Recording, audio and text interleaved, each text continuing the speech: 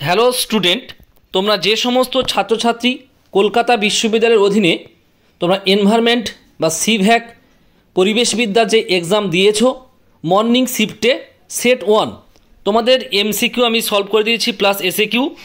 MCQ যদি কারো কোনো সংশয় থাকে অবশ্যই তোমরা আমাকে কমেন্টসে জানাবে। কর দাগের উত্তর হলো যে ব্রুন্টল্যান্ড কমিশন রিপোর্টের নাম হলো আউর কমন ফিউচার। খ দাগের উত্তর হলো বাস্তুতন্ত্রে ওয়াই আকৃতির শক্তি প্রবাহ মডেলটি প্রদান করেছিলেন ওডাম। নিম্নলিখিতের মধ্যে কোনটি প্রাথমিক বায়ুদূষক নয়? SOx ট্রিকলিং ফিল্টারের সঙ্গে সম্পর্কিত প্রাথমিক বা প্রাইমারি জল প্রক্রিয়াকরণ। উ দাগের উত্তর হচ্ছে ইকোলজিক্যাল সাকশনের অন্তিম স্থায়ী কমিউনিটিকে কি বলা হয়?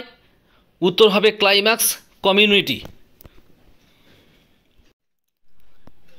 রেড ডাটা বুক প্রকাশিত করেন IUCN।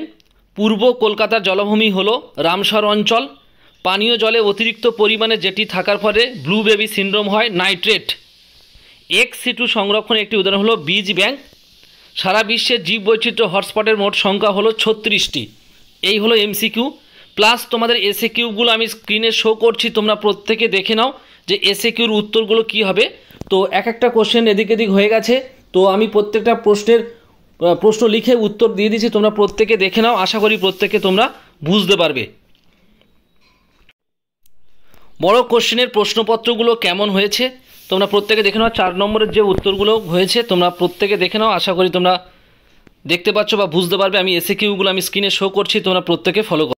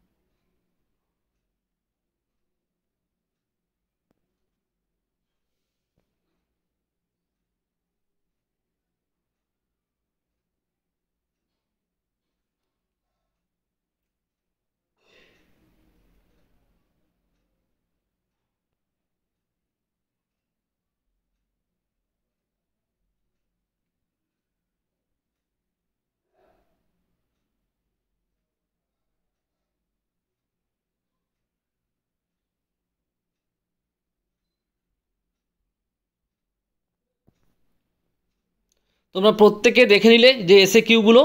আর তোমরা যারা চ্যানেলে নতুন থাকবে তোমরা প্রত্যেকে সাবস্ক্রাইব করে রাখবে, এরকম প্রতিটা মুহূর্তে নতুন নতুন আপডেট পেয়ে যাবে।